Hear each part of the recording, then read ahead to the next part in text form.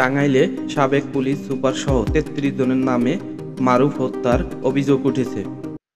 March স্বৈরাচারী সরকারের যে আহ, অর্থাৎ বৈষম্য বিরোধী ছাত্র আন্দোলন সারা দেশের ন্যায় টাঙ্গাইলেও শহীদ তালিকায় মাত্র একজন ইমনের নাম থাকলেও বাকি যে তিনজন শহীদ তালিকায় নাম নেই, সাজিদ, মারুফ এবং আশরাফের। তো এই বিষয়টি নিয়ে আমরা আজকে কথা বলতে এসেছি যে শহীদ মারুফ হত্যা মামলায় টাঙ্গাইলের, আপনারা ইতিপূর্বে জানেন যে রাবার বুলেটের কথা উল্লেখ থাকলেও রাবার বুলেটের গুলিতে অর্থাৎ শহীদ মারুফ নিহতের ঘটনা আমরা জানতে পেরেছি যে মেডিকেলের প্রাথমিক অর্থাৎ টাঙ্গাইল জেনারেল হসপিটালে। তো সেই তথ্য থেকে আমরা জানতে পেরেছি যে এই রাবার বুলেটের গুলি ছুড়ে নিহত হন শহীদ মারুফ।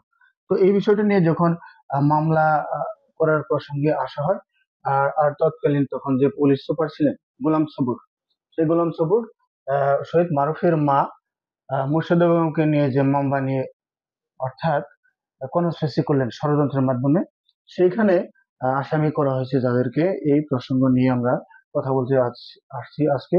আপনারা জানেন যে বরাবর আইন উপদেষ্টা বরাবর আজকে টাঙ্গাইলের হাবিবুর রহমান, যিনি শহীদ মারুফের অর্থাৎ গ্রামের প্রতিবেশী এবং কি আত্মীয়, সেই হিসেবে একটা আজকে লিখিত অভিযোগ দায়ের করেছেন যে এখানে পুলিশের, তিনি লিখেছেন যে আগে বলে নিতে হচ্ছে যে গোলাম সবুর যেখানে এসপি থাকাকালীন এই শহীদ মারুফের মাকে মোর্শেদা বেগমকে দিয়ে মামলা করানো হয়েছে, যেটা হলো থানাতে। আর সেখানে পুলিশকে শনাক্ত করে বলেছেন যে তাকে আসামি করা হবে রাবার বুলেটের গুলি। কিন্তু এই বিষয়গুলো আসলেও যখন আওয়ামী লীগের নেতৃবৃন্দের নামে অনেকগুলো অর্থাৎ টাঙ্গাইলের 7টি-8টি আসনের এমপি মন্ত্রী সহ সকলকে আসামি করে এটা মামলা অন্তর্ভুক্তকরণ করা হয়েছে। আর এখানে আসামি হিসেবে তালিকায় নেই কোনো পুলিশ, অর্থাৎ রাবার বুলেটের গুলিতে শহীদ মারুফ নিহত হলেও সেখানে পুলিশকে শনাক্ত করার কথা বলেই শুধু পাশ কাটিয়ে গিয়েছেন এই পুলিশ সুপার গোলাম সবুর। আর এই জন্যই সংক্ষুব্ধ হিসেবে সম্পূরক অর্থাৎ তথ্য অভিযোগ হিসেবে হাবিবুর রহমান আজকে আইন উপদেষ্টা বরাবর একটি লিখিত অভিযোগ করেছেন। আমরা জানবো যে সেই আইন উপদেষ্টার কাছে উনি লিখিত অভিযোগ করেছেন সে সম্পর্কে। তো হাবিব সাহেব, আপনি আজকে যে আইন উপদেষ্টা বরাবর লিখিত অভিযোগ করলেন এই বিষয়টা সম্পর্কে বলেন। আইন উপদেষ্টা আইন বিচার ও সংসদ বিষয়ক মন্ত্রণালয়ের মাধ্যমে আমি সম্পূরক একটি মামলাতে যেন যারা প্রকৃত দোষী, যারা হত্যা করেছে এদেরকেও শাস্তির আওতায় আনা হোক এবং কি সুষ্ঠু তদন্তের মাধ্যমে এদের বিচার দাবি জানাচ্ছি। সেজন্য আমি শহীদ মারুফের পরিবারের পক্ষ থেকে এবং বিশেষ করে টাঙ্গাইলে যারা শহীদ হয়েছে এই শহীদদের ব্যাপারে যেন যে সকল হত্যা হয়েছে এই হত্যায় যেন সঠিক বিচার পায়, সেজন্য আমি এই দাবি জানাচ্ছি।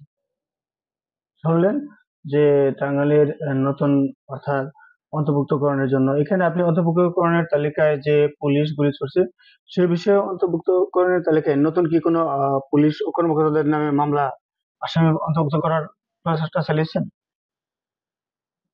হ্যাঁ, এখানে যারা এই ঘটনাস্থলে যারা রাবার বুলেট ছুড়েছে এবং এই হত্যার সাথে যারা জড়িত প্রকাশ্য এবং প্রত্যক্ষ সাক্ষী সহ সকল বিষয়ের যেন সুষ্ঠু তদন্ত করে এদেরকেও আইনের আওতায় আনা হয় এবং সুষ্ঠু তদন্তের মাধ্যমে বিচার জানাচ্ছি।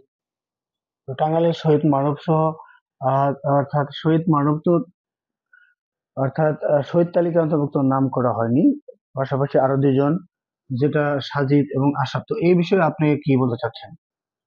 এই বিষয়ে আসলে টাঙ্গাইলের সমন্বয়ক বা স্বেচ্ছাসেবক যারা আছে তারাও বলেছে এই বিষয়টিতে তারা অবশ্যই প্রধান সমন্বয়ক যারা আছে রাফুল্লাহ সহ এদের কাছে তারা একটি লিখিত ভাবে প্রেরণ করেছে, সেখানে তাদের শহীদ তালিকায় নাম আসার জন্য। আমিও এই জন্যই সমন্বয়কদের কাছেও এবং তদন্ত চাচ্ছি এবং এর সুষ্ঠু একটা বিচার চাচ্ছি। ভিউয়ার্স, আপনারা জানেন যে শহীদ মাহবুবের প্রকৃত যে হত্যাকারী বা যারা গুলি ছুড়েছেন রাবার বুলেট সে প্রসঙ্গে আজকেই আইন উপদেষ্টা বরাবর তিনি লিখিত অভিযোগ প্রেরণ করেছেন টাঙ্গাইলেরই জনাব হাবিব সাহেব। তো এই বিষয়টা নিয়ে যে শহীদ মারুফের হত্যায় যে প্রকৃত আসামির নাম নাই, তো এই বিষয়টা নিয়ে টাঙ্গাইলের আহ, মানুষের জন্য আপনি কি আশা রাখছেন যে শেষ নাগাদ এই শহীদ মারুফ হত্যার প্রকৃত অপরাধীদের বিচার পাবে কি বলে মনে করেন? আমি অবশ্যই আশাবাদী যে এই যারাই দোষী, ঠিক আছে, অবশ্যই তারা শাস্তির আওতায় তাদেরকে আনতে হবে। সেই জন্য